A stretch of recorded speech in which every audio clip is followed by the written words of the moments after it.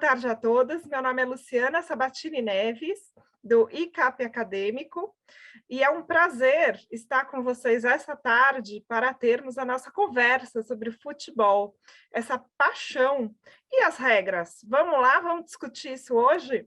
Eu vou passar a palavra para o nosso outro moderador, o Marco Feltrin, que infelizmente o Dr. Ney Caldeirão teve um problema pessoal, mas mandou um representante que é um torcedor da Gaviões da Fiel, que ele já estava me confidenciando. E eu já gostaria de apresentar nossos convidados especiais e palestrantes, Gustavo Nadalim e Alexandre Dimitri. Depois eu vou passar a palavra para eles, porque é um prazer, uma honra tê-los aqui conosco para discutir temas tão apaixonantes e atuais.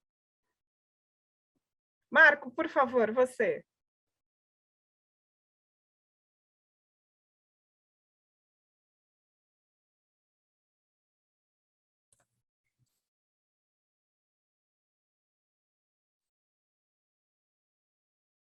Pessoal, boa tarde. Desculpa eu cair aqui a conexão, mas já retornei.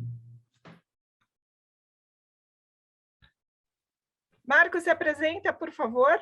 Vamos lá, desculpa, eu peguei aí a conversa no meio. Meu nome é Marco Ferlin, prazer, boa tarde a todos. Eu sou diretor executivo do escritório Rocha Caldeirão e estou aqui hoje para bater um papo bem descontraído com vocês a respeito de futebol, mas também é um papo descontraído, mas importante, né? Abordando alguns aspectos aí do extracampo e também dentro de campo, né? A gente acha que falar de futebol é só falar do que acontece dentro das quatro linhas e às vezes a gente está enganado, né? Então a gente vai abordar algumas situações aí fora extracampo para que a gente possa entender melhor esse mundo aí do futebol. Muito obrigada, Marco. Agora eu gostaria que o próprio palestrante, nosso convidado especial, Gustavo Nadalim, falasse primeiramente um pouquinho sobre a sua experiência e se apresentasse também. Gustavo, por favor. Claro, obrigado. Nossa, é extremamente honrado primeiramente, né, muito honrado pelo convite aí, né, um grupo aí de estudos aí tão qualificado, ficou até meio sem jeito aqui, né, e isso é muito interessante porque a gente está conseguindo trazer o futebol como pesquisa acadêmica. Você já vê como as coisas estão mudando aí no cenário desportivo, no cenário futebolístico, seja sendo matéria aí de estudo no universo aí de ética, integridade e compliance. E eu sempre lembro, quando me perguntam assim, como é que é trabalhar com compliance no futebol? Eu, assim, para exemplificar rapidamente, olha, eu estou trabalhando e falando de ética e integridade no universo onde um gol de mão impedido aos 48 segundos tempo, contra o teu maior rival, você comemora. Mas aí contra o teu time, você acha ruim. Então, a partir daí, você já começa a observar, né, os dilemas que existem nesse universo, né? Quer dizer, mesmo transgredindo a regra, parece que a coisa é legal, você vai comemorar essa vitória, esse título, mas contra teu time, você fica, né, pé da vida, aí agora quer chamar o VAR e tudo mais para tentar esclarecer. E acho que isso fala muito sobre esse universo aí tão apaixonante, tão contagiante e que, sem sombra de dúvida, né, a gente utiliza o futebol para explicar, fazendo analogia para tudo que acontece na nossa vida. Então, eu costumo dizer, a gente entendendo um pouco o universo futebolístico, a gente entende praticamente o que está acontecendo com o nosso país, né? Hoje em dia, dá para explicar tudo, né? Então, mais uma vez, é um prazer pelo convite aí, espero estar à altura aí de todos, né, os demais palestrantes, os debatedores aí, e poder contribuir com o grupo de vocês.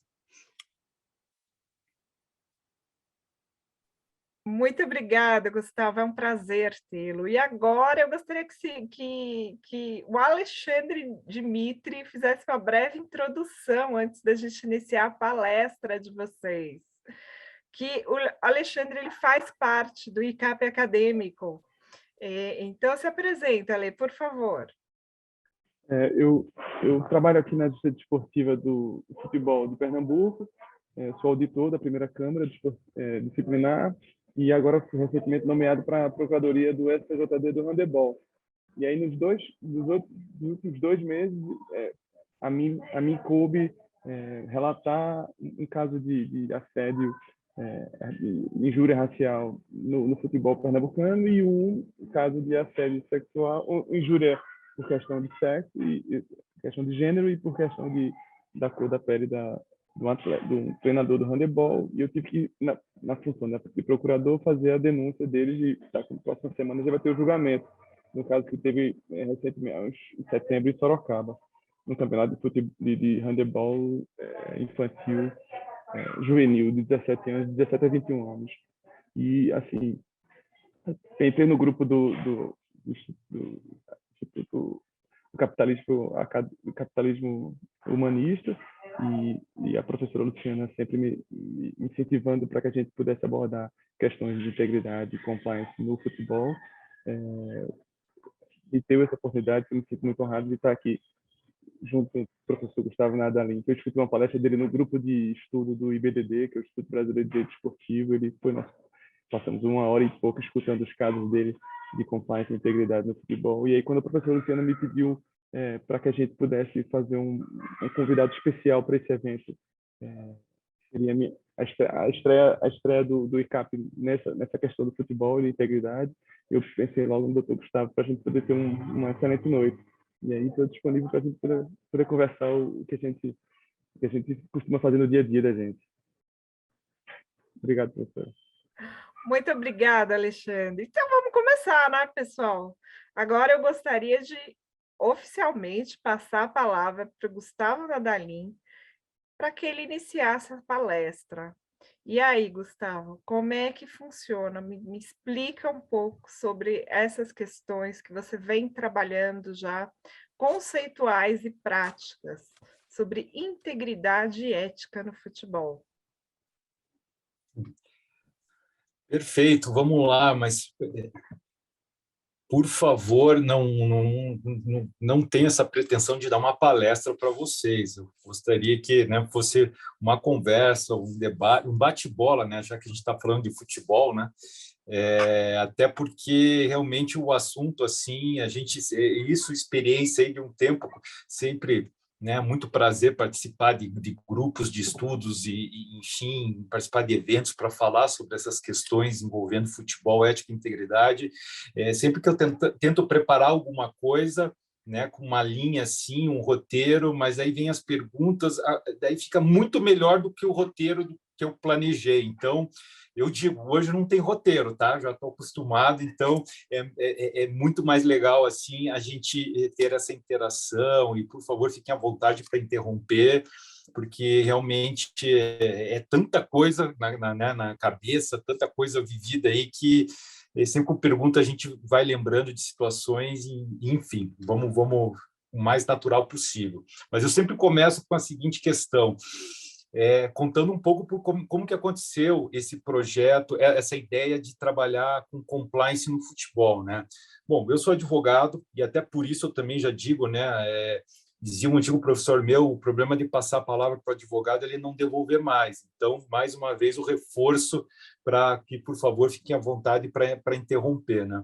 Mas eu né, tenho a formação jurídica, advogado, também fui professor, e por idos lá de final de 2007, 2008, né, eu, torcedor do Curitiba Futebol Clube, participava muito do ambiente político do clube, e num dado momento lá a gente resolveu, né, montar uma chapa de oposição à gestão que estava lá no clube naquele momento, Curitiba na Série B, né, o que não, infelizmente, não é mais novidade, né, mas enfim, naquele momento a gente decidiu montar um grupo de pessoas e participar da eleição. E me chamaram, né? Eu, aquela coisa de advogado meio que recém-formado, e a gente fica com aquele ânimo de participar de tudo que tem encrenca, né? Não tinha ninguém na minha família de juristas ou advogados, enfim, estava na cara e na coragem. Então, onde tem encrenca, a gente quer se meter para ver se consegue um cliente, né? Então, eu participava do grupo lá do conselho do clube, e resolvemos montar uma chapa, e por sorte ou por azar, né, como disseram alguns amigos meus na época, a gente acabou ganhando, né, e muito com a ajuda ali do trabalho ali do nosso grupo dos advogados, porque impugna a urna, e clube de futebol sempre tem a lista de votante, tem um monte de defunto lá que vota, aquelas coisas típicas de clube de futebol. Então, a gente resolveu levar a coisa um pouco mais a sério, mais profissional, e realmente montamos uma estrutura como se fosse uma eleição de verdade, por mais que aquela não era de mentira, mas a eleição séria, profissional, a nossa chapa realmente se estruturou, e no fim acabamos ganhando, e eu fui chamado para cuidar do jurídico do clube. O fato é que logo quando entrei lá, eu vi que não existia jurídico do clube, né? Na verdade, tudo que era relacionado ao jurídico do clube era tratado pelo escritório do ex-presidente, né? Então, ele condensava tudo dentro do escritório dele, e a estrutura do clube não tinha o advogado interno, enfim, era aquela mentalidade de o advogado cuidando única e exclusivamente do passivo do clube, né? Então, eu entrei e resolvi, né, sempre tendo em mente aquela questão de uma multinacional, né? Estruturar um departamento jurídico, primeiro garimpar todos os processos do Curitiba ao redor do país, para ter um controle a respeito dos processos judiciais, para depois migrar para os contratos, e aí começar um trabalho de conscientização que todos os departamentos centralizassem a emissão de todo e qualquer documento, qualquer papel, até guardanapo, só sai com o carimbo do jurídico, né? Então, você centralizar todas as questões ali para a gente, né, evitar problemas, porque logo eu tomando ciência do passivo do clube, eu encontrei coisas assim absurdas, né? Contratos que eu perguntava como é que foi feito. Não, o departamento de marketing, o departamento administrativo é que pegava modelos, fazia, tocava a coisa bem de uma forma bem amadora, né? A gente tem até um episódio folclórico lá que tem um aumento salarial que foi dado num guardanapo de restaurante, e foi juntado isso na Justiça do Trabalho e o atleta ganhou, né? Então, umas coisas assim que, né, vira anedota, mas infelizmente é uma piada que custou caro para o clube. Então, em cima disso, a primeira coisa, né? Vamos centralizar e burocratizar, né? Então, só passa com carimbo aqui para tentar organizar toda essa bagunça, né? Para depois passar para tentar trabalhar num sistema de gestão de contratos, processos, enfim. O fato é que, tentando, já nas minhas primeiras semanas de clube, segunda semana, para ser mais exato, ali, eu entrei dia 1º de janeiro de 2008, né? 1º para 2 de janeiro, ali, recém saído da festividade de final de ano, estava lá, e já começa aquela questão de contratação de atletas, né? E é aquilo que a gente tem em mente, que acha que o advogado de clube fica focado nessa questão dos atletas, né? Na verdade, eu fui descobrir que isso não é a minoria do teu tempo, claro, porque é o core business do clube, mas diante da magnitude de situações e negócios jurídicos que giram em torno de um clube de futebol, não é esse o principal trabalho do advogado. Ele é o principal, claro, importância, mas tem tantos outros que você descobre um amplo leque de áreas para o advogado atuar, circundando essa área do futebol, né? Mas, enfim, voltando ali para a primeira experiência minha de contratação de atleta, já me vem o pedido, né? Olha, doutor, vamos lá, esse aqui é o craque, né? Porque eu sempre digo, todo clube de futebol e diretor de futebol, ele contrata craque, sem exceção. Todos que estão entrando lá para assinar, eles são craques. E depois você vai ver que a minoria é craque, né? Mas na hora ali, não, esse é craque, né? Você olha o salário, fala, tudo isso, não, mas esse é craque. Principalmente para justificar o salário, né, Gustavo? Exatamente. Não, e o pior, antes fosse só o salário, mas tem que justificar o salário e comissão do agente, comissão de outro agente, comissão do advogado, comissão para tudo quanto é lugar. E depois eu vou contar sobre os penduricalhos dos contratos de atleta. Mas o fato é que daí já pegou, doutor, o negócio é o seguinte, 80% na imagem e 20% na carteira. Eu falei, como assim? Não, economizar imposto para o clube, para o atleta, não sei o quê. E eu já estava com a listinha do passivo trabalhista nosso lá e vi que a maioria das condenações que a gente tinha, e caras para caramba, girava em torno dessa mascarar essas contratações, jogar tudo na PJ e deixar pouco na CLT. Quer dizer, fraude à legislação trabalhista, fraude ao INSS, fraude ao FGTS, girando aí até apropriação indébita, eu fiquei horrorizado, falei, poxa, a gente está entrando aqui para moralizar e profissionalizar e já estão pedindo para contratar desse jeito. Aí, então, já foi a primeira barreira que eu sofri. Eu falei, não, isso está errado. Não, mas está errado, então o atleta vai para outro time. Eu falei, bom, mas a gente está querendo fazer desse jeito. A minha sorte é que, naquele momento, quem era o presidente do clube, ele era um ex-procurador de justiça aposentado que deu muita força para o trabalho do jurídico, né?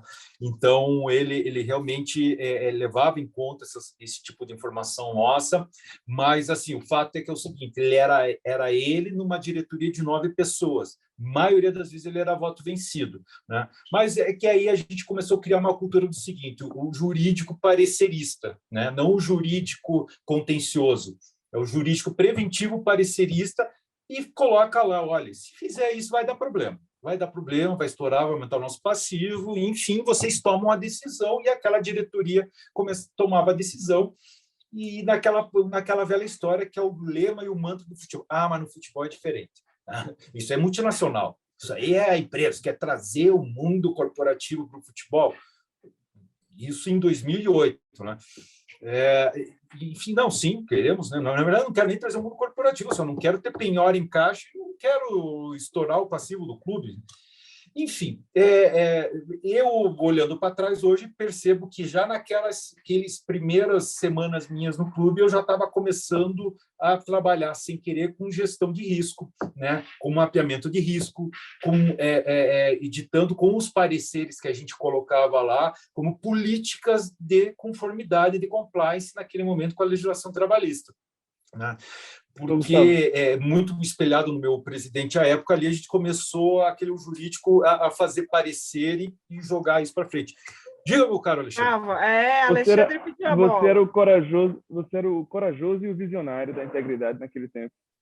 Eu acho ter que coragem e ter aquela visão. Em 2008, já ter aquela visão de integridade para você estar dando essa palestra hoje aqui com a gente.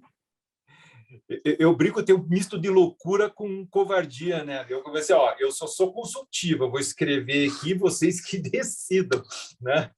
E tal. Mas realmente essa força, e aí a gente fala do Tony at the top, né? Realmente tinha ali um presidente que estava preocupado com isso, e aí o que eu falei para ele? Olha, vamos fazer o seguinte, vai para a votação, a gente registra em ata a posição do jurídico e atua para isenção de responsabilidade, né? Que básico hoje, se a gente fala de compliance, quem denunciou, eu denunciei, está lá no canal de denúncia, vem o Ministério Público, bota todo mundo do contrato social na história, se tem alguém ali que diz, não, eu denunciei, vocês que se omitiram. Pelo menos já é um fio para você puxar, para você não tomar uma punição, uma condenação, enfim. Então, esse foi mais ou menos o embrião ali naquele momento, claro, o torcedor preocupado, eu querendo aquela coisa, né, da juventude, de querer salvar, não o mundo, eu queria salvar o Curitiba naquela época, e enfim, a gente começou com essas questões. Com o passar do tempo, só piorou. Os pedidos eram umas coisas assim, não só do futebol, né?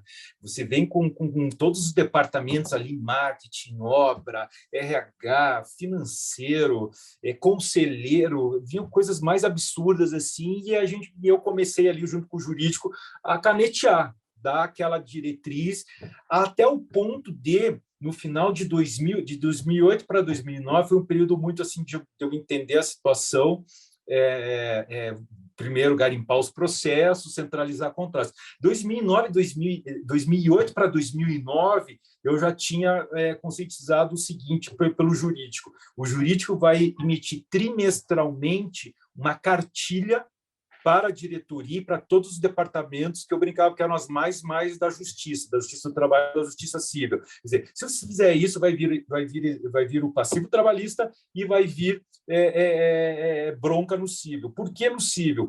Porque tinha essa questão dos contratos do direito de imagem, que a maioria o que fazia entrava com execução do contrato no civil, né?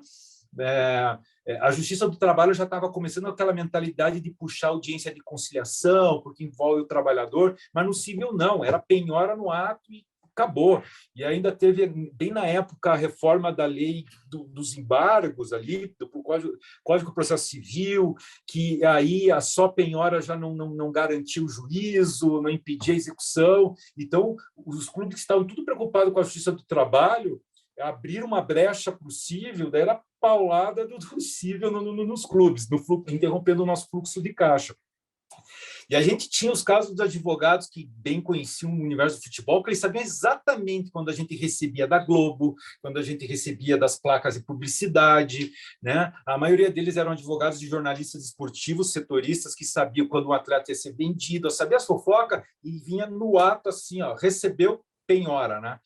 Então, aquele descalabro, moça, tá vendo? Olha aí, ó, a gente tem que começar a pensar em agir de uma forma correta, editar isso. Daí eu editava esse manualzinho aí, 3 em 3 meses eu mostrava assim as reformas legislativas, as questões envolvendo também FIFA, CBF e tal, para conscientizar os diretores que isso tinha que, né, mudar o comportamento.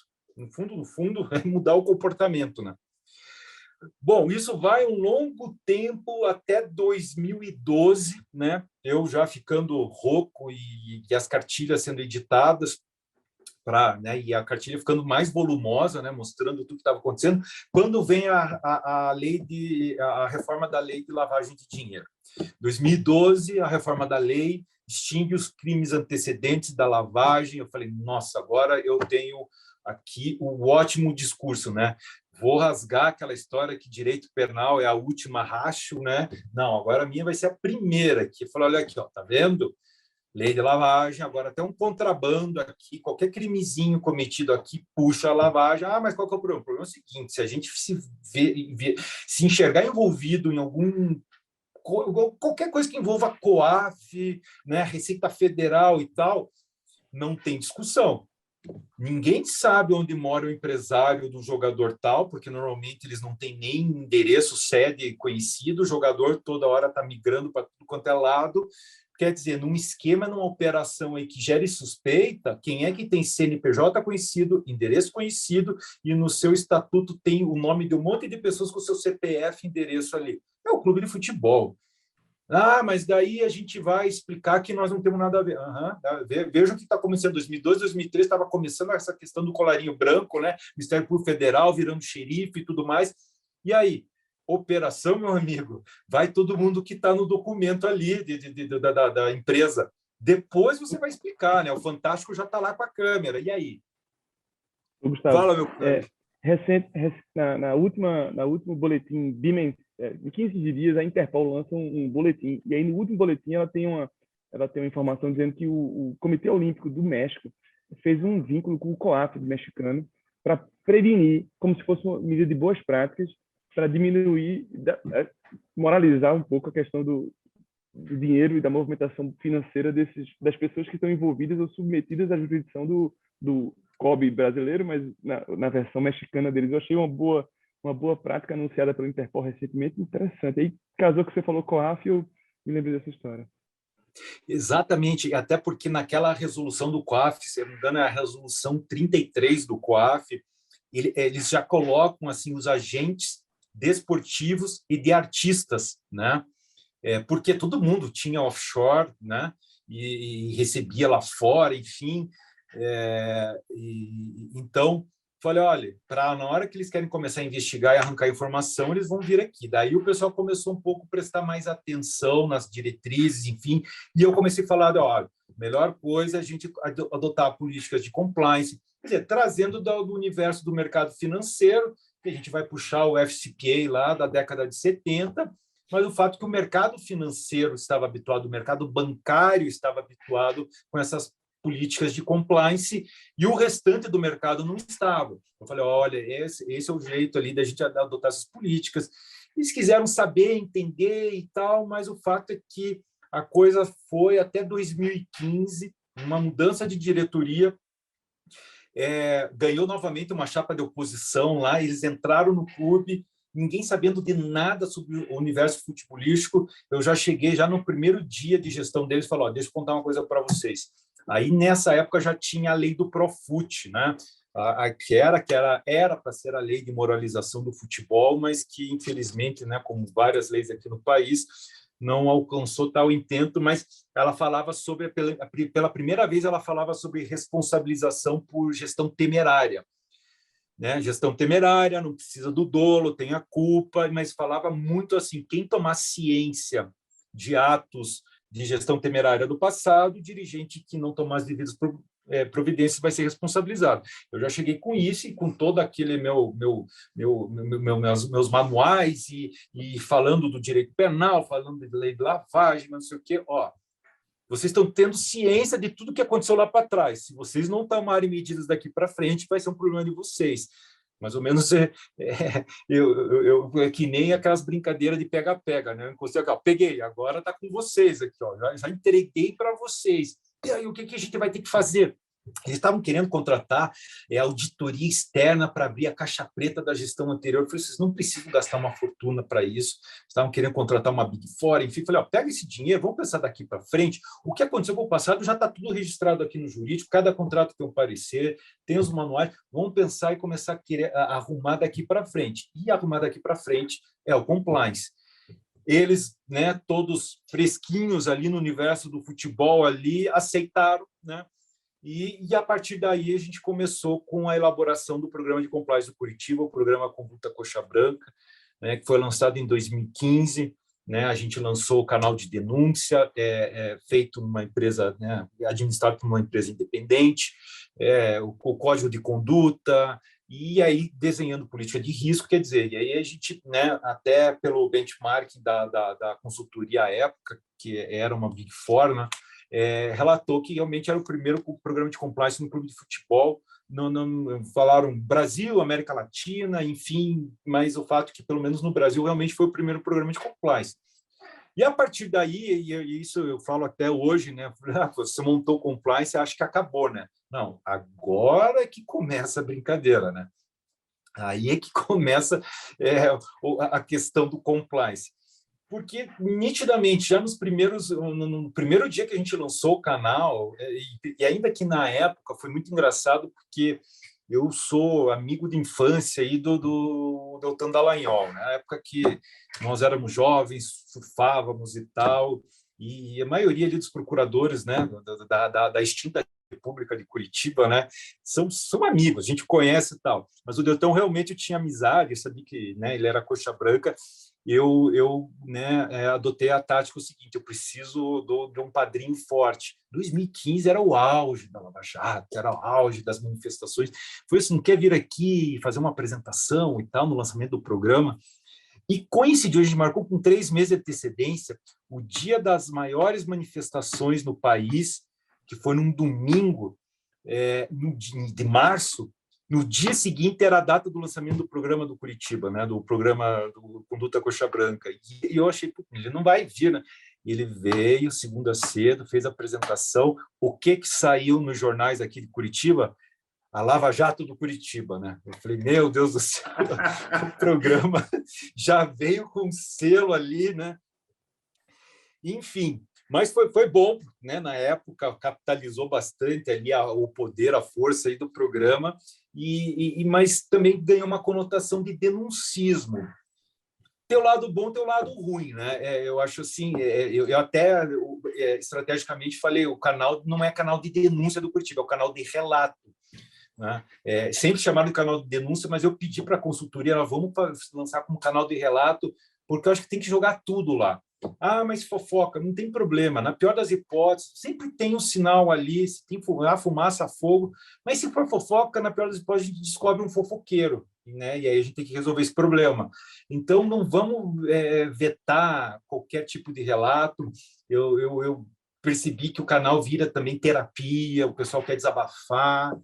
E foi a partir daí que eu falei, olha, o programa de compliance, na verdade, o departamento de compliance, ele não pode ter só o profissional ou de direito, ou controladoria, ou RH, ou auditoria. Na verdade, um departamento de compliance, assim, não digo perfeito, mas ele tem que ter antropólogo, sociólogo, filósofo, psicólogo, psiquiatra, porque no fundo aí vai num ponto que eu sempre falo de compliance. Para mim, compliance é ciência comportamental. Isso, ponto. Não é direito, não é instrumento sancionatório, não é nada. Você está lidando com a essência do ser humano ali, com suas questões comportamentais. Então, aquele ser humano que está trabalhando há 30 anos numa empresa sempre foi um ser humano correto, honesto, probo, íntegro, mas diante de qualquer fato da sua vida, num desespero, num ato assim desesperado, ele comete uma fraude. E aí a gente vai lembrar, né, as aulas nossa, me fugiu agora, não é? Estou com antropologia na cabeça de... Gustavo, deixa eu pegar um gancho de você aí. O compliance é a missão desafiadora de vencer dificuldades associadas à implantação da mudança de cultura. Eu anotei isso aqui. Exatamente. É muito Mas difícil fazer. A psicologia forense, né?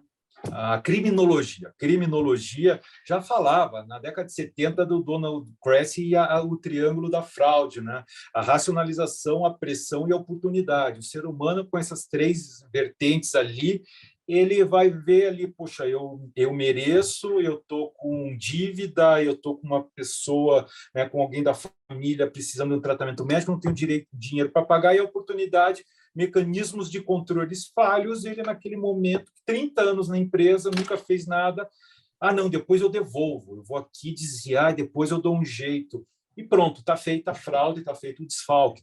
Então, realmente, o compliance, na essência, para mim, é puramente ciência comportamental, tanto que, desde então, eu comecei a uma leitura assim,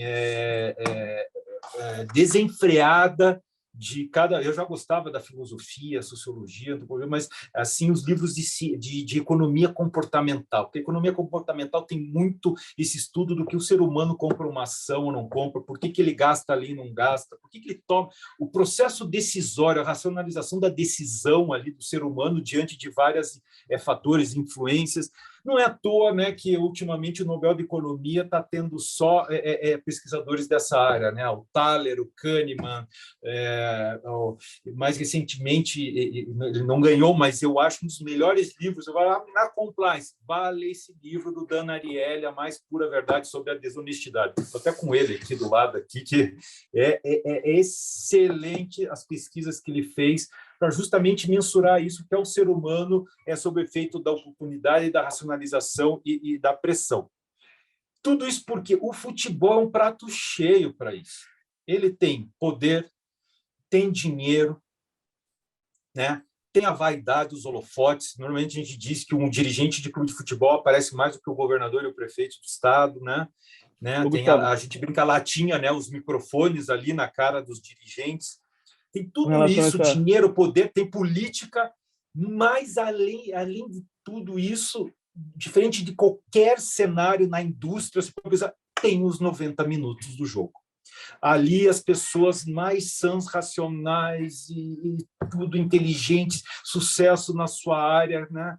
Quando dá os 90 minutos, eles cometem descalabros, o poder decisório deles ali, não, mas ele é um presidente, ele é o nosso mecenas, ele é, nossa, é fera, mas na hora que perde para o maior rival, na hora que cai para a Série B, na hora que, sabe, ele perde a noção e é ali que ele vai fazer besteira, e é ali que ele vai passar por cima de todos, aí tem a torcida organizada, Gaviões da Fiel querendo matar o sujeito. Eu já tive a situação que o meu presidente, na época, precisou ficar 2 meses escondido em lugar incerto, não sabido, porque queriam matar ele e a família, que foi logo após aqueles episódios lá todo mundo vai lembrar, que acompanha futebol, Curitiba e Fluminense, dia 6 de dezembro de 2009, que teve aquela pancadaria no estádio Couto Pereira, ali que Curitiba foi rebaixado, que matar o presidente, né?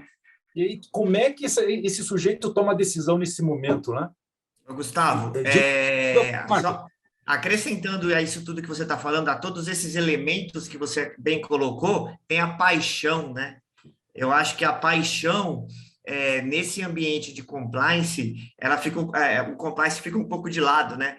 Você vê, eu vou trazer um pouco para o meu lado aqui, se você me permitir, a gente vê um clube como o Corinthians, por exemplo, que é tão questionado com relação à gestão, compliance e tudo mais, problemas jurídicos um atrás do outro, gastando rios de dinheiro aí para poder trazer jogadores para fugir de uma zona de rebaixamento e sem pensar no amanhã. Eu pago 1,5 milhão, eu pago 1 milhão, e cadê o compliance, cadê o contrato, e como é que a gente faz para pagar as contas que estão aí batendo as portas, e a gente não pensa nada disso. Por quê? Existe um elemento, eu acho que dentro de um clube de futebol, diferentemente de um ambiente corporativo, que é a paixão, né? O dirigente, ele está lá, ele quer livrar o dele, ele vai, então, colocar a paixão ali na frente, gasta além do que deve gastar, e depois a gente vê como é que paga a conta, né?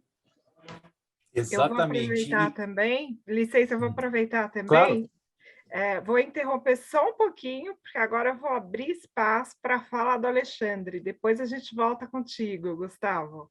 Ah, claro, por favor.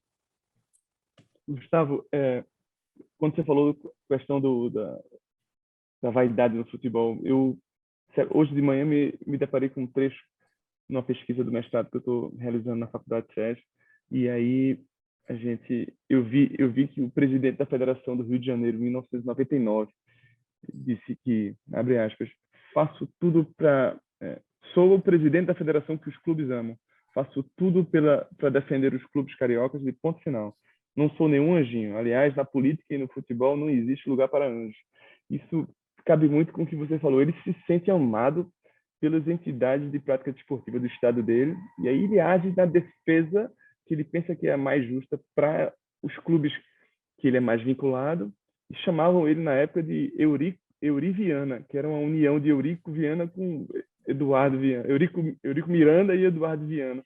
A década de 90 foi uma década muito difícil eu acho que no compliance e integridade na década de 90 no futebol carioca era uma coisa que não existia. Alexandre, Eurico Oi. Miranda, eleito deputado, ele foi muito claro, né? Numa das primeiras falas dele, eu estou aqui para defender o Vasco da Gama. Eu não estou aqui para defender interesse de ninguém, né? Agora, Eurico Miranda aparece nessa reportagem do Jornal do Brasil da época, denunciando a união do Flamengo ao grupo do Ávila para poder dominar o futebol brasileiro e com dinheiro vindo das Ilhas Caimã, aquele escândalo todo que foi denunciado na Corte Americana. E tem um livro Jogo Sujo, de um pesquisador americano, que conta a história do fiscal da Receita Federal que do nada quis investigar o futebol. Ele era fã de futebol, e aí foi puxando, como o Gustavo falou, foi puxando aquele fiozinho e descobriu essa vastidão de mandos e de desmandos no ambiente esportivo. Mas, Gustavo, você nessa sua época, você se deparou com a necessidade de impetrar alguma de garantia na justiça desportiva para defender algum direito certo do clube ou alguma possibilidade de ofensa de um direito que vocês tinham na época, não? Na tua passagem pelo Curitiba? A gente teve alguns mandados de garantia com a solicitação, digamos, a fórceps do estádio Couto Pereira para jogos do Atlético Paranaense. Acho que o Atlético, na fase de Libertadores, a Federação Paranaense se aliou ao Atlético Paranaense, aquela rivalidade de clubes ali, dentro da justiça desportiva, a gente teve alguns casos de mandado de garantia. Talvez para inscrição de jogador também, mas assim, sabe, questão, não nada envolvendo ética, integridade, as coisas, mas mais essa briga aí entre os arquirrivais aqui. O respeito que você falou sobre o cumprimento de contratos, eu vejo muito o mandado de garantia como instrumento de respeito ao regulamento daquela competição específica que está sendo disputada. E aí eu estou estudando a questão da importância do mandado de garantia para as decisões da justiça desportiva impactarem em medidas de regulamentação da competição que é jogada de uma forma mais que seja, se a gente for por aquele caminho, o STJD ou o TJD vai ir contra a gente. Então, vamos botar o regulamento para evitar que no futuro a gente tenha que antecipar ou adiar uma partida e aí prejudicar um time ou fazer com que o outro time se sinta no direito de entrar na judicialização de uma competição que poderia correr se a gente aplicasse boas práticas de forma correta, né? E assim, eu nessa pesquisa são 40 anos de mandado de garantia. Ele foi criado, é um instituto brasileiro criado em 1981 pelo Código Brasileiro Disciplinado de Futebol, e ele vai fazer 40 anos agora, dia 17 de dezembro. E aí eu estou apaixonado por esse instituto e estou estudando ele, pesquisando o que é que foi judicializado através de mandado de garantia para proteger direito fundamental dos sujeitos desportivos. E aí, eu vi que depois que uns 10 anos para cá, ele perdeu um pouco de importância, porque se criaram a medida disciplinar nominada e a impugnação de partida por vício de direito e tal. Mas, assim, ele de janeiro a agosto de 2021, ele foi pautado na STJD em 8 oportunidades. Então, assim, ainda é um instrumento usado para tentar fazer valer um direito que a pessoa tenha de não ser lesado por uma arbitrariedade de uma autoridade esportiva daquela federação ou da confederação que ele tá afiliado. E aí eu encontrei uma frase bonita do advogado Valéry Perry, em 31 de julho de 90, ele fala no Jornal do Brasil: o mandado de garantia foi impetrado por uma questão de honra. Não podem continuar esses mandos e desmandos no futebol.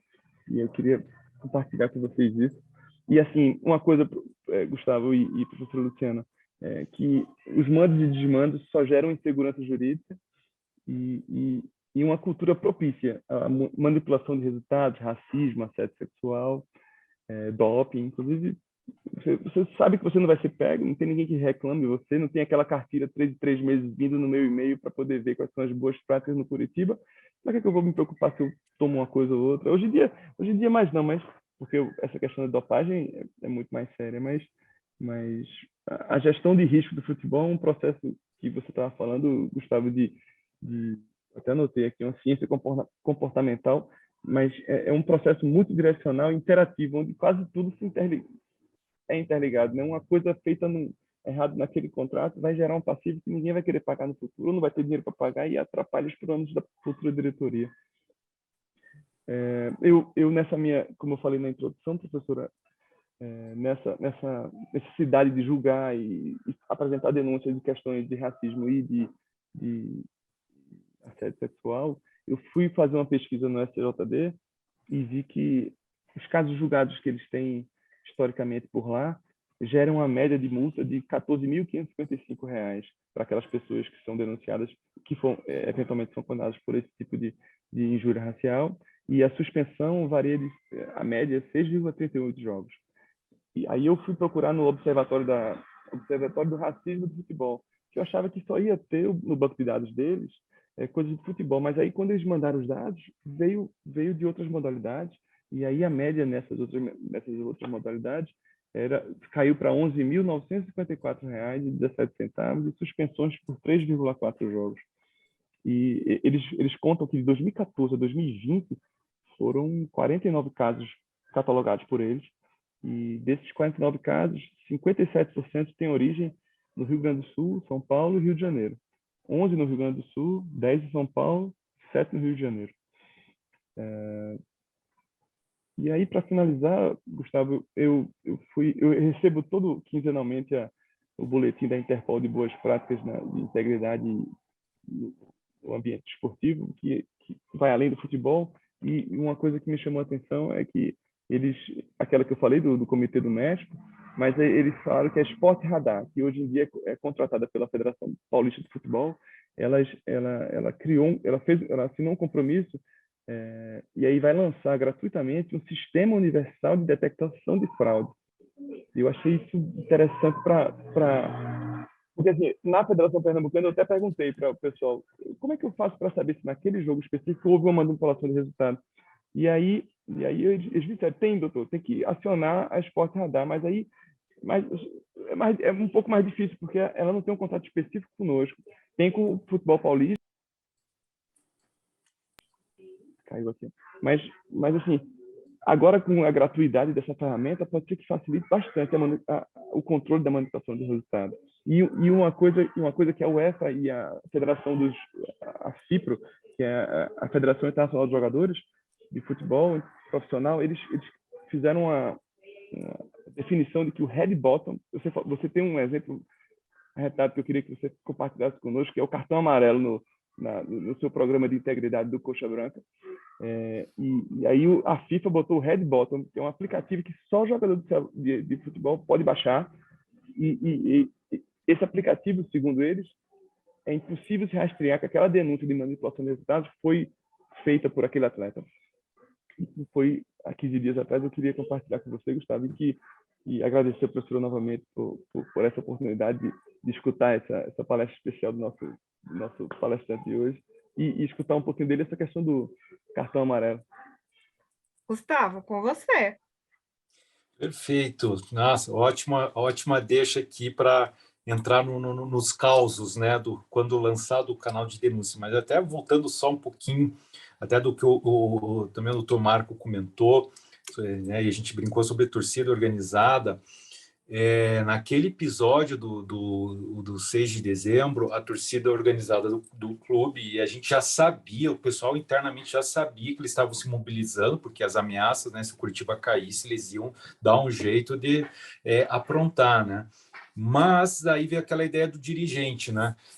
Pensou com a paixão, não, vamos fazer o seguinte, ao invés de enfrentar eles, vamos incentivar a lotar o estádio. Daí, o que fizeram? Deram ingresso para a torcida, estouraram a capacidade do estádio, fizeram ingresso mais barato, aí não por uma questão econômica, mas subsidiaram, né, a torcida para apoiar o time como se isso fosse a solução de todos os problemas do jogo.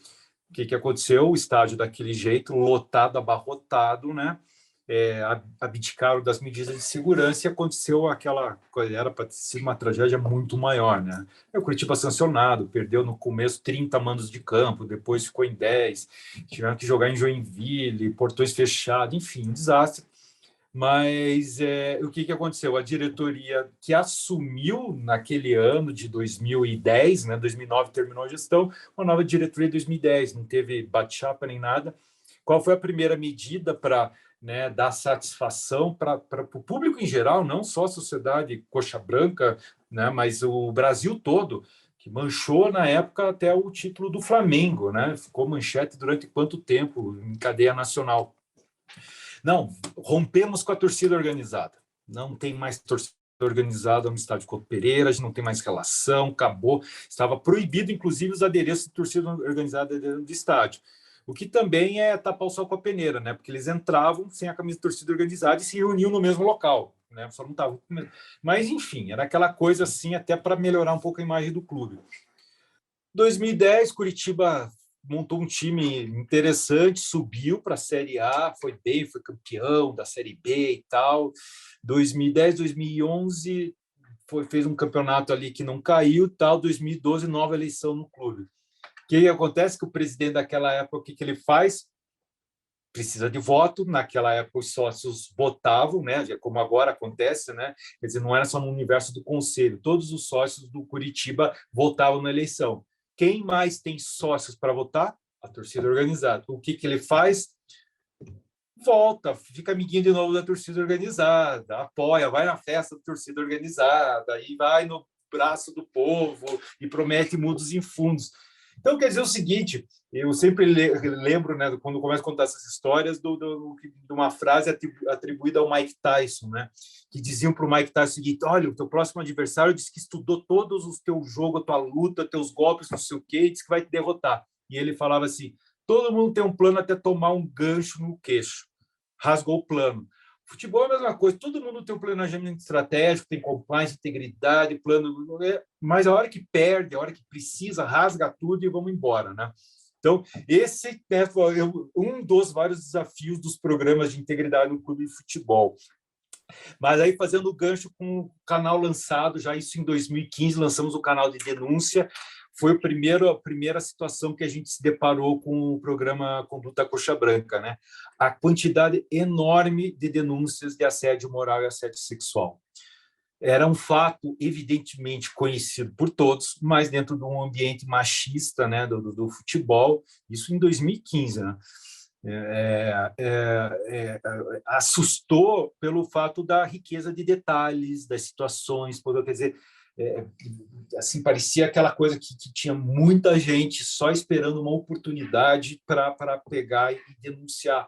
O que, por um momento, assim, para a gente que estava à frente do programa, nós ficamos felizes, né, com a confiança no programa, mas horrorizado com aquelas situações, porque eu ouvi dizer uma coisa, mas quando você começa a ver assim, aqueles relatos e detalhes e tudo, a coisa é diferente. Por isso eu sempre digo, o pilar maior, o pessoal ali do compliance sempre, pilar 1, tone and the top, pilar 2, isso aqui. O pilar 1 é o canal de denúncia. seguro, íntegro, que protege o denunciante, a sua identidade, quer dizer, que ganha essa credibilidade, porque é ali que bota a luz embaixo do tapete, onde os CEOs estão preocupados com o macro, né? Mas aquela situação ali de corredor, o compliance vai lá, levanta o tapete e mostra. Às vezes você tapa o olho, né? A famosa cegueira deliberada no direito penal. Eu não quero ver essa coisa do dia a dia. Você dá voz ativa para a linha de frente, relatar aquilo que o seu gerente direto às vezes está escondendo, porque ele é o assediador, ele é o sacana da história, e ele não tem como chegar no alto escalão. Então, para mim, compliance, a partir da ciência comportamental, tudo, mas está aí, você é um programa efetivo, você dá voz ativa aos oprimidos, à linha de frente, à base da pirâmide. Tanto que eu sempre também brinco, Tony the Top nada. Tony the Top, vamos falar a verdade, é o CEO, o conselho autorizando você fazer um programa de compliance, ponto. Você não vai ter apoio humano. Não se iluda, compliance officer, que você vai ter o pessoal te apoiando todo dia, vai lá, vai. Não, é assinar o código de conduta, beleza, agora vai para o Tone from the down, né?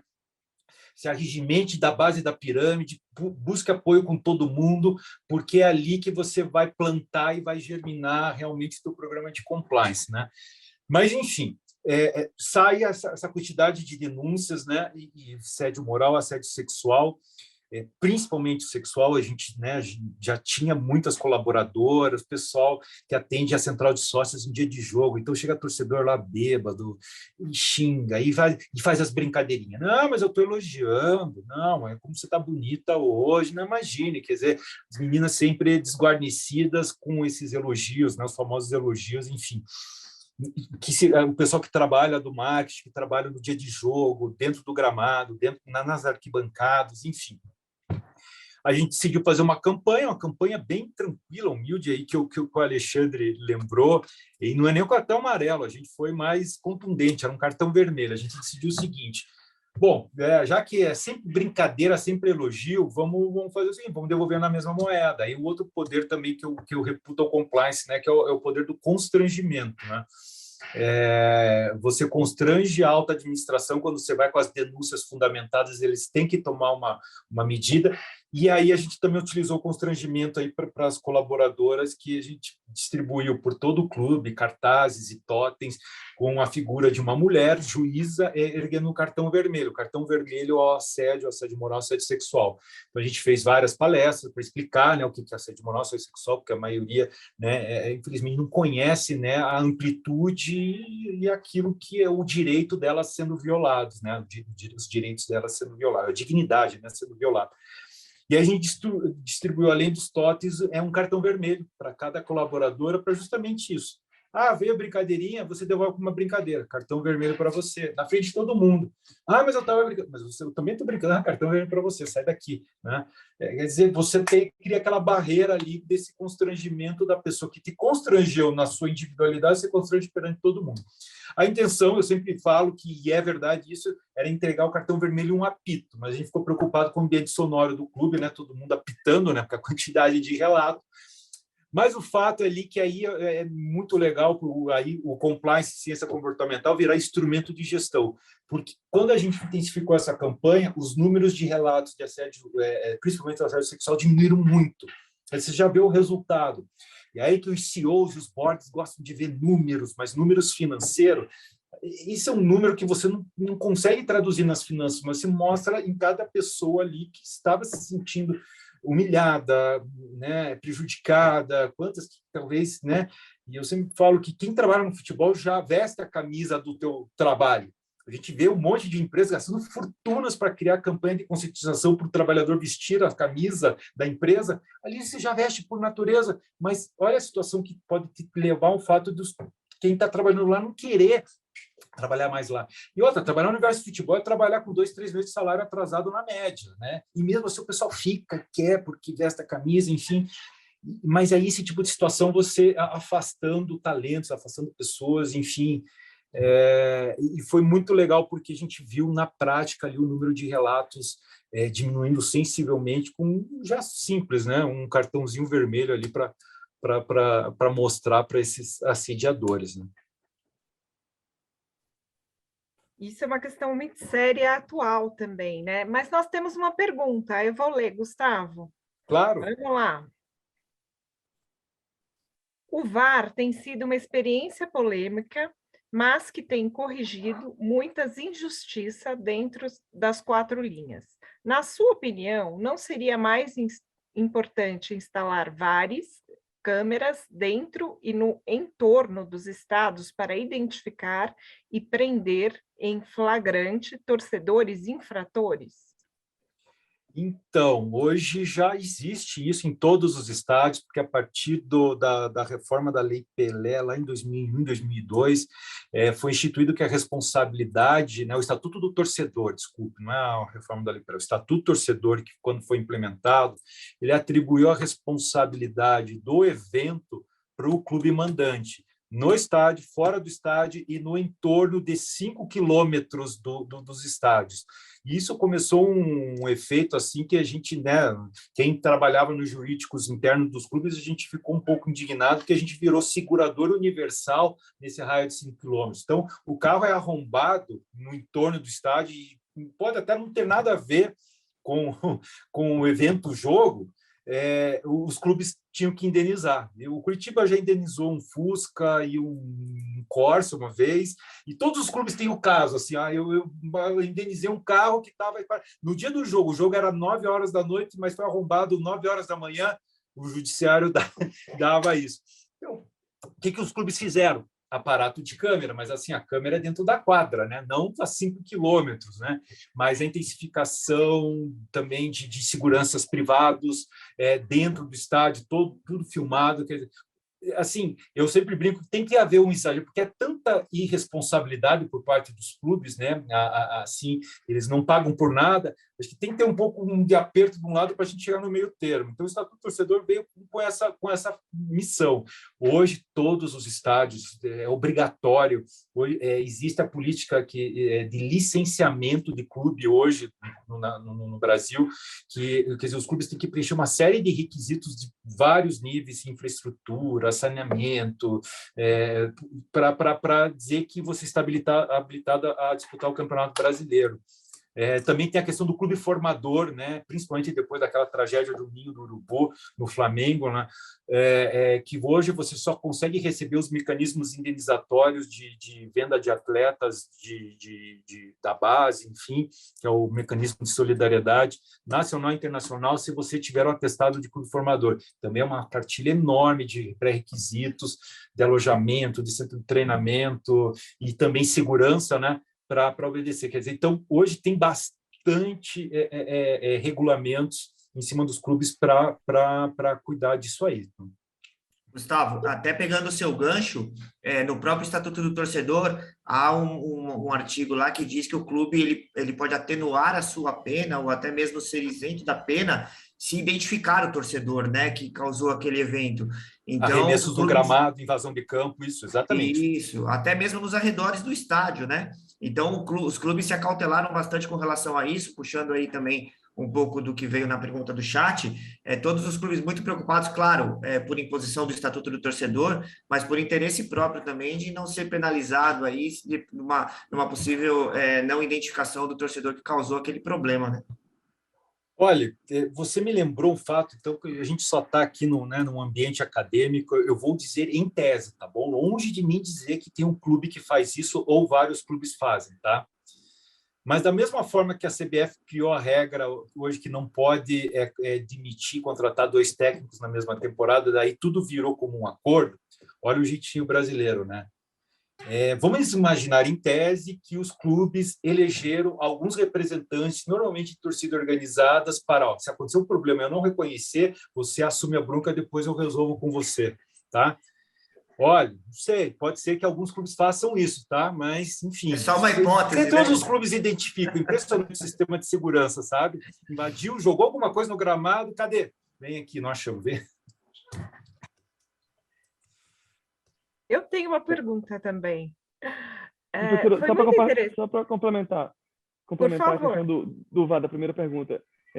Eu acho que o VAR, que está sendo usado no Brasil hoje em dia, está se demorando muito, em muitas ocasiões é chamado para decidir. Eu acho que o modelo do NFL, do chamamento de VAR, é um modelo que deve ser copiado e espelhado para que diminua o tempo de paralisação e indecisões dentro do campo do futebol brasileiro. Muito obrigada. A pergunta anterior foi do T. Luiz. Agora a gente tem uma pergunta da Isabela Sanches. Gustavo e Alexandre, boa noite. Vocês acreditam que as campanhas educacionais auxiliam os clubes a não trabalharem apenas na gestão de risco? Diz aí, Alexandre. Eu queria escutar a sua experiência no São Paulo. O que você está sentindo por lá? Então, vamos dizer assim que para campanha educacional o aluno tem que estar aberto a ouvir, aprender, estudar e se dedicar, né? E eu acho que os clubes de futebol são meio teimosos, sabe? Aquele pessoal do fundão lá que... Assim, eu citei um exemplo que funcionou muito bem, né? Ali de uma campanha educacional e um pouco, digamos, um pouquinho de instrumento de sanção, de ordem ali de constrangimento, né? Funcionou muito bem. Mas, na maioria das vezes, a gente fala isso também em termos de compliance, né? Compliance é na dor ou no amor, e quase sempre é na dor. É sempre quase quando acontece a crise que daí você tenta arrumar, né? Vamos ver aqui em termos Brasil, compliance, todas as grandes empresas empreiteiras pré-Lava Jato tinham mecanismos de compliance. E aconteceu o que aconteceu, era compliance de prateleira. Quando é que elas se atentaram? Foi com a Lava Jato? Um pouco. Mas, na verdade, vamos ser bem sinceros, o que fez elas seguirem realmente políticas de compliance foi os Estados Unidos. DOJ, SEC, né? A fiscalização e a monitoria internacional em cima delas. Por quê? Por questões de, né, global. Né?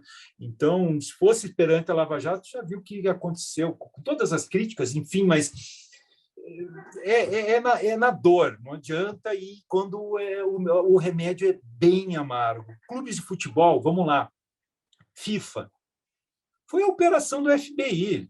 Foi ali que a FIFA se transformou e hoje ela está rastreando dinheiro por tudo quanto é lugar dessas transações internacionais. Né? Então, novamente, sanção não foi mecanismo de educar. Não, vamos pensar no nosso produto. Olha a Premier League hoje, o debate que está envolvendo o fundo árabe que está comprando o Newcastle, dinheiro vindo de um governo que comete crimes contra a humanidade. Mas espera aí, olha daí o que o Newcastle fala hoje. Olha o Manchester City, olha o Manchester United, olha os clubes italianos. Olha... Quer dizer, está provocando essa discussão normalmente, falando sobre compliance, ética e integridade. O Alexandre lembrou bem das questões das apostas da Sport Radar. Sport Radar tem um grande amigo lá, o Thiago Barbosa, era agente da Polícia Federal, trabalhou no Sport Radar, e hoje teve que voltar para... Acho que ainda está na Polícia Federal. Ele me contou caso que até porque aqui no Paraná, o Paraná é campeão aqui, tem um time aqui que há anos a gente sabe que é um time que trabalha com a máfia das apostas lá fora e estão tentando de todas as formas prender o dono do time, mas a legislação brasileira ainda é capenga nisso. Se esse cara sai do país hoje, ele está ferrado. Mas é só com mecanismos, infelizmente, mecanismos pesados, sancionatórios, parece que o pessoal se conscientiza. E já existe o debate hoje na Premier League de proibir apostas, né? Acho que já foi oficializado isso, proibir o patrocínio de casas de apostas na Premier League, no futebol inglês. E onde é que as casas de apostas hoje estão deitando e rolando? No futebol brasileiro. Em todas as séries. Eu queria adicionar, professor, aqui. Hoje, no grupo de estudo do IBDD, a gente teve a palestra do Américo Spalargas. Ele é chefe do grupo de advogados civis da FIFA, do Estatuto de Jogador da FIFA.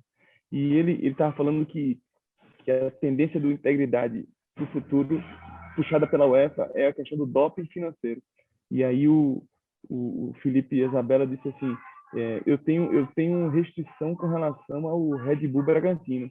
A gente acredita, e eu compartilho dessa restrição dele, que o Bragantino, esse fundo árabe que está colocando dinheiro nos times da Inglaterra, em certa medida, o Bragantino e o Red Bull é um fundo sem ser árabe, mas é um fundo que o dinheiro vem de uma forma dopada para esse time e ele nunca vai sair lá de cima. E o nosso sistema, diferente do americano, ele tem acesso e descenso. O Santa Cruz, eu sou torcedor do Santa Cruz. Eu não consigo visualizar. A gente está na Série D, foi para a Série D. A gente tem o melhor. Eu estava conversando com a pessoa que trabalhou na mudança do estatuto e ele diz que o nosso estatuto do Santa Cruz é o melhor estatuto com relação à integridade e mecanismo de gestão de risco de futebol. Tem até a possibilidade de impeachment do presidente, mas o futebol não anda. E assim, o dinheiro está muito vinculado à manutenção dos times. O Flamengo é difícil. Se você for ver quem é que ganha os campeonatos dos últimos anos, dos últimos 15 anos, só os times. A última vez que é até discutível, mas a única vez que um time de Pernambuco ganhou o Campeonato Brasileiro foi o Sport em 87 e foi discutido na justiça, cheio de mandado de garantia. Até recentemente o STF disse que era do Sport o título, mas eu acho que a linha do compliance puxada pela UEFA e essa questão que o Gustavo falou do fundo árabe e que a Inglaterra vai normatizar e que a Confederação Asiática, ele estava falando que a Confederação Asiática copiou o modelo da UEFA, impedindo que dinheiro asiático entrasse para financiar os clubes daquela confederação. É uma coisa que os clubes brasileiros, a CBF ou o STJD, o Conselho Nacional de Esporte, poderia gerar uma regulamentação para evitar que haja esse doping financeiro. Alexandre e Gustavo, se a gente for puxar pela memória aqui, os fundos árabes já tentaram entrar no Brasil com força através do Corinthians e a MSI. Se a gente for pensar nisso, foi há mais de 10 anos atrás, e aí deu aquele problema todo que deu, e aí o pessoal colocou o pé no freio e acabou indo para outros mercados, mas aqui no Brasil é um mercado que eles sempre buscam a injeção de capital, porque infelizmente o nosso futebol ainda é um pouco bagunçado, ou bastante bagunçado, né? Então os mecanismos de controle não funcionam direito não, e eles vão nadar de braçada aqui.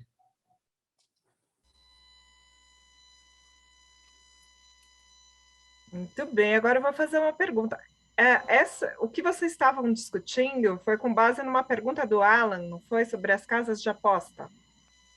Só para constar aqui na nossa edição. Mas, assim, e o Luiz quer fazer uma pergunta, professor, também. Ai, mesmo? Então eu vou passar a palavra para o Luiz, porque ele está bastante tempo esperando. Luiz, é com você. Boa noite a todos. Eu vou ler aqui duas passagens que são filosóficas, mas como o Dr. Gustavo falou, que um dos componentes do compliance é o comportamento humano, e a filosofia ela está voltada naturalmente para o comportamento humano. Não fiquem bravos comigo, porque talvez eu vá colocar o Dr. Alexandre e o Dr. Gustavo na parede. Mas é o seguinte, no livro Maquiavel, do Príncipe, né, ele diz o seguinte, uma passagem, daí ser necessário a um príncipe, se quiser manter-se, aprender a poder não ser bom e a valer-se ou não disto, segundo a necessidade. Aí o filósofo Erich Fromm, alemão, em 1976, ele lançou um livro muito interessante chamado O Ler, o Ter e o Ser, e ele diz numa das passagens, a paixão pelo ter conduzirá a uma interminável luta de classes. E ele faz uma colocação. O que é bom para o homem? Ele diz que a pergunta que vai ser substituída não é essa, mas sim o que é bom para o crescimento do sistema.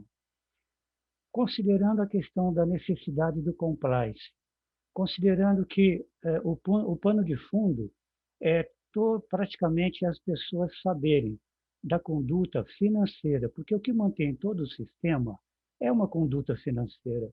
Não adianta nós ficarmos aqui imaginando qualquer outra coisa, porque o que nós vamos rebater é lá na conduta financeira. E aí eu fico imaginando que o príncipe do Maquiavel é o dirigente do futebol. É ele que, como o Dr. Marco falou a respeito da MSI, e teve toda aquela confusão, enfim, de tudo, até que ponto realmente o dirigente brasileiro, na opinião de vocês, que estão enfronhados nisso, ele vai ter essa macrovisão, porque senão nós vamos continuar como o Erich Fromm, a eterna luta de classes. Exemplo, o doutor Gustavo, lá no jurídico, pautando toda uma questão de conduta ética, e o príncipe, que é o dirigente, falando não, não, não, não. Até que alguém chegue com uma posição penal, que é um medo, não porque ele quer ser bom, mas porque ele tem medo de ser preso, porque aqui no Brasil não vamos discutir isso, mas tem as suas nuances, naturalmente. Mas qual que é a visão que vocês têm, Gustavo e Alexandre, em relação a tudo isso? Porque a gente observa que o mundo está buscando uma forma de você rastrear o dinheiro. Até 2025, aqui no nosso país, provavelmente o dinheiro de papel vai sumir. E aí todo mundo vai ter que mostrar de onde está vindo o dinheiro. Ou seja, o tal do Caixa 2, que inclusive nós, como pessoas físicas, às vezes até o temos, né? Quem não? Mas até que ponto isso vai influenciar na direção de uma compliance perante não somente sobre o futebol, mas sim sobre a organização do futebol. Porque falar sobre futebol é falar sobre clubes, mas sobre organização é uma coisa muito maior do que uma unidade de clube. O que vocês acham? Por favor. Obrigado. Eu só vou acrescentar que existem criptomoedas que são especializadas na impossibilidade de se rastrear, viu? Então, eu não acredito que vá se desaparecer certas instituições. Será que eu emendo a minha pergunta ou vocês querem responder essa? Emendo?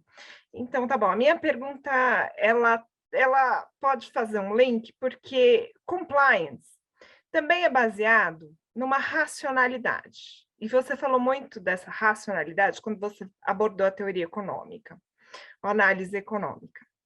Mas nós vimos que nos estádios as pessoas acabam muitas vezes por decidir com base numa emoção, que é algo inerente ao homem. Inclusive, não num momento de emoção individual. Porque quando você está num estádio, você está no meio de uma massa. E aí a gente tem um livro do Carnelucci, Massa, que ele é muito exemplificativo do poder dessa sensação de pertencimento que aflora esse tipo de decisão comportamental altamente emocional e não racional do homem. Então, agora, como vocês veem essa dicotomia também? Professora, obrigado pela pergunta. Eu acho que a educação gera, o que o Gustavo está falando, a educação gera um bom comportamento. Depois de uns 5 anos para cá, eu melhorei muito minha postura em campo. Eu tive no jogo de Santa Cruz agora, a gente foi eliminado da campanha eliminatória para entrar na Copa do Nordeste. A gente foi eliminado. A gente fazia 1-1, 2-1, 2-2, 3-2, 3-3, dos pênaltis, perdendo os pênaltis. Eu notei a educação trazendo um bom comportamento pessoal meu. Eu acho que funciona. E eu acho que, para responder o Luiz, que a ótica da punição tem que deixar de ser no financeiro e ser para campo. Para o efeito daquela má educação do dirigente se reflita no campo, onde ele recebe os votos dele. Se você for no financeiro, ele vai se preocupar porque ele vai pagar outro dirigente. E no bolso pessoa física dele, ele vai conseguir passar muito tempo sem conseguir ter que efetivamente pagar esse dinheiro. Então, acho que o foco da sanção daquela irregularidade do dirigente tem que ser um resultado, um reflexo no campo do time dele, que ele representa.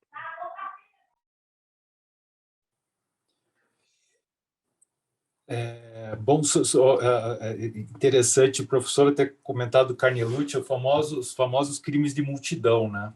O indivíduo sozinho não faria aquilo se não estivesse né, no meio de uma massa, de uma turba, né? Então, isso foi o que aconteceu lá em 2009. A gente sabe de pessoas que, até médicos, que estavam lá no meio da torcida e diante ali do incentivo, invadiu o campo, tacou extintor, enfim, é uma coisa surreal. E lembrando que 2009, 2008 foi o primeiro ano do Campeonato Brasileiro sem venda de bebida alcoólica no estádio. Em 2009 aconteceu aquilo. Ou seja, todo mundo estava sóbrio. Você veja assim, não, porque o pessoal bebe, não, o pessoal estava sóbrio, não podia vender nem dentro nem ao redor do estádio. Claro que um ou outro, né, traficou ali, né? O brasileiro é criativo, mas enfim, o brasileiro não vamos ser injustos, o ser humano, não, diante da necessidade, ele é criativo, inventa, enfim. Mas ali, poxa, eram 40 mil pessoas, ninguém tinha bebido durante o jogo, aconteceu o que aconteceu, o poder da multidão, né? Agora, indo para a pergunta do Luiz, achei sensacional. Era a pauta de mais um encontro nosso aí, ainda mais se fosse regado a vinho, você vê as teorias que iam sair daqui, né? Mas você falando, eu fiquei pensando que, assim, no fundo, dá para fazer um link com essa questão hoje que está em voga no futebol, que é a questão da sociedade anônima do futebol, o clube empresa. Definitivamente, eu particularmente, eu fui durante algum tempo a pessoa que ficava em cima do muro. Não precisa virar clube empresa porque tem associações que conseguem sobreviver, talvez uma associação com boa gestão consiga, um clube com uma boa gestão, ele consiga sobreviver e vai tocar sua vida adiante por causa da essência dele, da torcida, das suas características, mas a maioria tem que virar clube empresa. Hoje eu vou te dizer que eu já escolhi o lado. Ou todos viram empresa ou esqueça, né? E aí está aí o caso do Barcelona para provar, né? Acho que caiu o último mito sobre essa questão que a associação sobrevive. Não, hoje eu cheguei à conclusão seguinte: a associação só esconde durante mais tempo a má gestão. A associação mal administrada e clube empresa mal administrado vai dar problema, só que a associação demora mais para aparecer, para surgir, você esconde. No modelo futebol como hoje né, acontece ao redor do mundo. E um clube empresa bem administrado, uma associação bem administrada, o clube empresa vai disparar na frente porque ele tem mais formas de receber investimento. A associação não vai ter, ela vai ter o patrocínio e olha lá. Aqui o clube empresa tem patrocínio, tem investidor, tem debenture, tem ações, tem FDIC, aí o mercado financeiro ele é pródigo, né, entre aspas, de inventar formas de você receber investimento. Então, invariavelmente, dois bem administrados, associação e clube empresa dispara. Para chegar no seguinte ponto que o Luiz comentou do príncipe, né? A regra vai ser o dinheiro, você está correto. Não vai ser as boas práticas, a integridade. No fundo é o lucro, é o dinheiro em caixa, né? Eu vou ser correto vou adotar ESG para quê? Para o mercado me comprar. Eu vou adotar o compliance para quê? Para o mercado me comprar, para me patrocinar, para eu conseguir mais dinheiro, para eu gerar lucro para os investidores, para o meu clube ser campeão. Eu sou cético, infelizmente, aí, talvez a idade, sim, e tanto o tempo no futebol, que é o dirigente apaixonado, que eu quero ver o meu clube, não sei o quê. Não, eu quero que a coisa gire, que a roda gire e, no fim, eu entregue títulos e retorno para os acionistas. Então, para hoje o futebol brasileiro andar, ou todos viram clube empresa e o ideal cria-se uma liga e vira um produto como é nos Estados Unidos, como é a Premier League, que venha um príncipe dizendo: o negócio é o seguinte, pessoal, ninguém aqui é bonzinho, vamos ganhar dinheiro com esse negócio, se fizer certinho todo mundo ganha dinheiro, o torcedor fica feliz, tem um produto legal, o dirigente fica feliz porque vai receber seu bônus e seu salário, a liga vai ficar feliz porque vende todos os produtos e todo mundo vai ter um sorriso estampado e enfim, segue o baile. Se não, a gente vai ficar com essa coisa assim de tipo, não, aqui é uma associação porque eu não vou entregar meu clube para um dono e vai que vende o Flamengo e tu troca a cor, não sei o quê. Amigo, para, vamos lá. Isso aqui é business, ponto. Tá? O Papai Noel é muito legal para minha filha até ela descobrir que o Papai Noel não existe mais, mas durante o tempo vamos contar que existe porque é bom para a formação, mas chega uma hora que não dá mais, né? Ela vai ver. No futebol é a mesma coisa. Eu era torcedor doente, eu gostei, eu já do teu depoimento, eu também era doente. Você é coxa branca? Eu fui bastante, até trabalhar lá. Depois que eu vi como o negócio funcionava, Eu não vou mais chorar e sofrer por causa disso aqui. É legal para ficar nos 90 minutos, tomar cerveja com os amigos, tirar sarro e nem levar a sério, né? Porque, pelo amor de Deus, o ambiente de degladiar era o futebol. Hoje não, hoje eu não preciso disso. Hoje tem a política para isso, né? Futebolizaram a política. Hoje a gente não tem mais eleitor, a gente tem torcedor organizado. O futebol hoje que ficou um ambiente mais sereno para a gente conviver, né? Então, essa arena de debates aí, enfim, agora ver como a gente começa a viajar, né? A gente começa a puxar mil coisas. Mas, enfim, Luiz, futebol, para ir para frente, é business e é dinheiro, senão... falando de rei, em vez de ser de príncipe, Luiz, eu estava lendo, me lembrei que você falou, o Avelange, em 98, no Jornal do Brasil, ameaçou excluir a seleção brasileira da Copa do Mundo se a lei Pelé naquele tempo, que obrigava a todo mundo virar clube de empresa, fosse aprovada pelo Congresso Nacional. E veja que nível. O cara ameaçou o bem jurídico mais importante do futebol, que é a seleção brasileira, o futebol limpo, o futebol imprevisível. Ele ameaçou cancelar a Copa do Mundo se fosse criada uma lei brasileira que foi errado obrigar, que o STF até disse que não podia obrigar, mas o clube empresa veio agora em 98, estamos em 2021, para poder a SAF existir, copiada no modelo português, que já funciona há 8 anos, e que o Flamengo vai botar um Flamengo em Portugal para funcionar. É business, como o Gustavo falou. Não, você veja, eu estou à frente, né, hoje na Grant Thornton aí, e trabalhando justamente com essa questão desse período de mudança aí, clube-empresa, faz, não faz, conversando com muita gente lá fora também. Hoje a gente sabe, lá fora, principalmente nos Estados Unidos, o mercado está muito líquido, né, tem muito dinheiro para investir. As family offices nos Estados Unidos, principalmente ali a região ali da Flórida e tal, estão comprando, investido em clubes portugueses e do futebol da Bélgica. Por que eles não vêm para o Brasil? Quem é que vai botar $1 sequer numa associação com Cartola que 3 anos depois muda a diretoria, o cara não tem segurança? Quer dizer, existe sim um nicho, um produto muito rico aqui que, a duras penas, não querem botar ordem na casa, não querem levantar sujeira, não querem dar trabalho, né? E outro, o dirigente está preocupado, ele fica 3 anos lá, podendo ter mais um mandato, e ele tem que entregar título, não tem que entregar a CND, não tem que pagar a FGTS, tem que entregar título, né? Não pode cair, não pode não sei o quê. Então, esse universo também é muito... falar muito legado, né, Gustavo? Né? A palavra legado desse pessoal é usada muito, né? O meu legado, E depois o legado cai, como aconteceu com o Cruzeiro. E tem muitos clubes aí que estão pintando de boa administração, porque vai cair o véu uma hora. Então, enfim. E os engraçados comentados do João Avelange, porque eu lembro em 2000 e também em 2008, né, meu primeiro ano no Curitiba, foi o ano que proibiram cerveja no estádio, né? A CBF.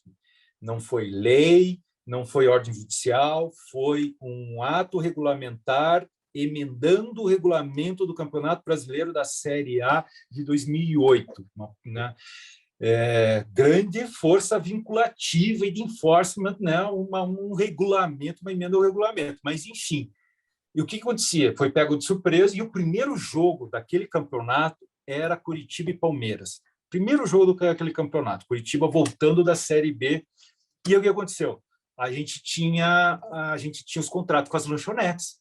E as lanchonetes vieram para cima da gente. Falei, escute, como é que vocês vão proibir o nosso contrato, segurança jurídica, não sei o quê?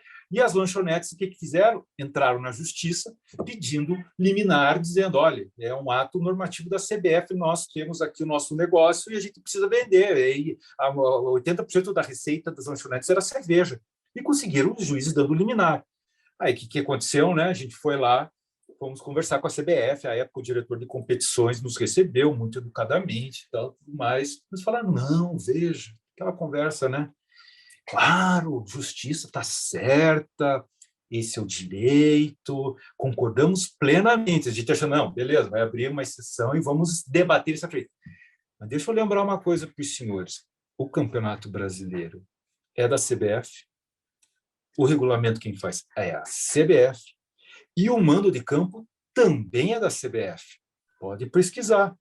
Na verdade, nós facultamos aqueles clubes que querem disputar o campeonato da CBF que escolham o seu estádio onde vocês querem jogar. Vocês podem escolher um outro estádio que não tem as lanchonetes aí, que a gente, né, possa disputar o campeonato sem esse problema. Aí vocês vão ver, vocês vão saber conversar com as lanchonetes depois e tal.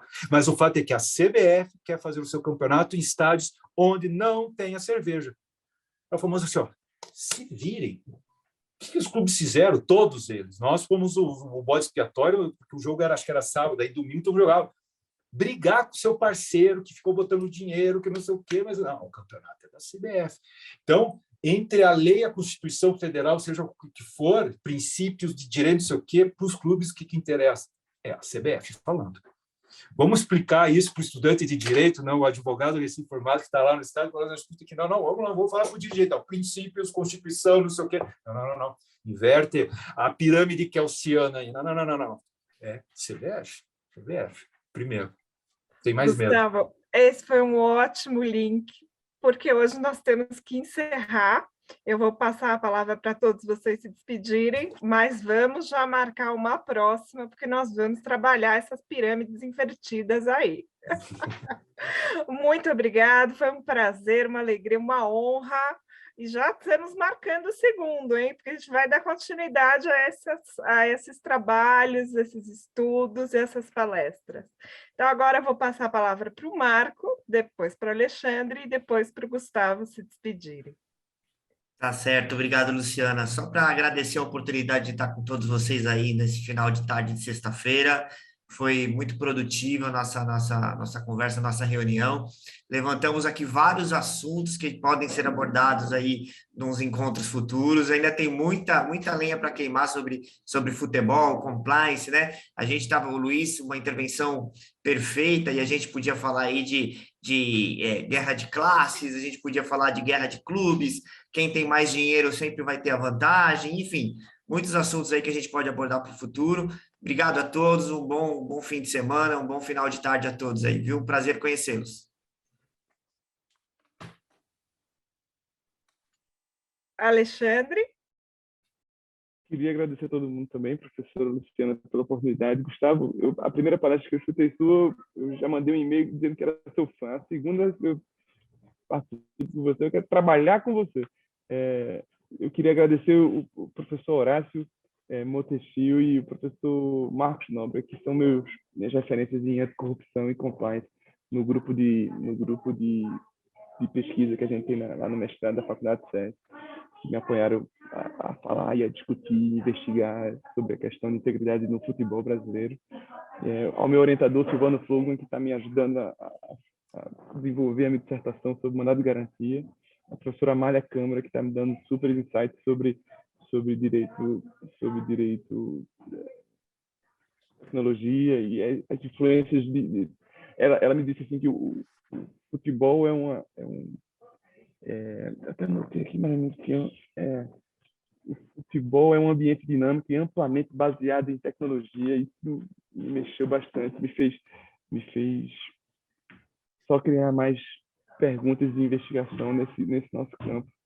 E você foi pela oportunidade, professora. Até a próxima, se Deus quiser.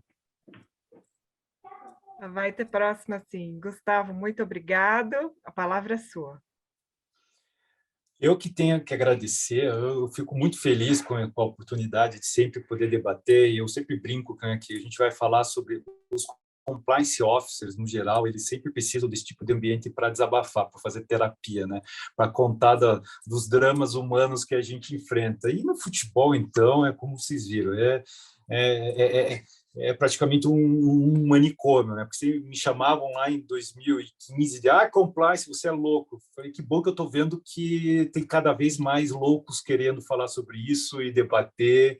Enfim, na verdade, os loucos são os outros. Aí a gente que está tentando botar um pouquinho aí, de trazer um pouquinho dessa consciência, desse olhar para o próprio umbigo, ter mais empatia, ter mais solidariedade, pensar no próximo, que né, como eu falei, o compliance tem muito a ver com isso. Não é o conforme a lei, é conforme né, as regras morais, as regras éticas, a dignidade, acabar com essa polarização, é saber ouvir, saber debater, saber divergir, enfim, é isso que a gente tenta pregar, né? E, poxa, a gente tem o cartão postal aí do Brasil no mundo, que é o futebol, seria excelente a gente espalhar isso e mostrar que pelo menos aquilo que simboliza o brasileiro lá fora, que é o futebol, né?